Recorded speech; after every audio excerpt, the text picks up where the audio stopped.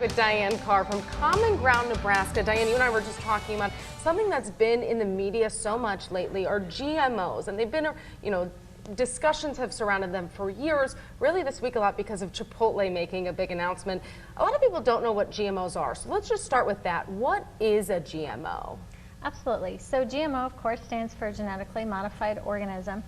And I think it's really important when we think about GMOs to think about this as a plant breeding process.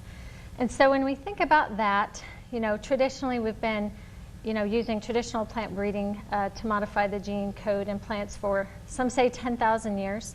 And with GMOs, this process is taken into the lab. So whether it's traditional plant breeding or creating a GMO, the ultimate goal is the same. And that's to develop traits that are good for the farmers who grow the food, and ultimately the people who eat the food. So a naturally occurring protein is inserted into that gene sequence when we create a GMO, and it's a really targeted and precise way to arrive at those traits, and it's really thoroughly tested as well. And so that's why these GMO seeds exist. Exactly. There's a lot of problem solving that goes into the development of seeds, and so farmers are looking at ways to combat pests, how to control weeds, how to make sure that we're getting enough moisture to the plants and control diseases. So GMO technology has been really helpful in getting these tools out to the farmers. People who are sitting at home who aren't involved in ag, their first thought is, okay, well, are these GMOs safe to eat? Are they safe to feed to my children? Right, and as a mom, I have 4 boys, so buying food is a big deal for me, and making sure that what they eat is healthy is really important.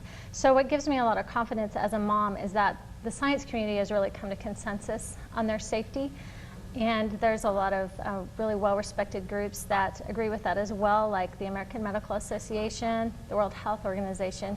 So that really makes me feel good, and as a farmer I see what we do and the environmental benefits, and so we can feel pretty good about the safety of GMOs. Such a broad topic, so much to discuss. If people want more information, where do you suggest they turn? Common Ground is a great place. It's a great resource where people can ask those questions. Findourcommonground.com is the national website, and if you have a question that is on your mind, you can go to Facebook to Common Ground, or also to Common Ground Now on Twitter. Excellent. Thanks so much for joining us and for helping to dive into, I guess, the beginning of it. And if people have more questions, they can certainly turn to those resources. Absolutely. Right. Thanks, Diane. Thank you. Stay with us.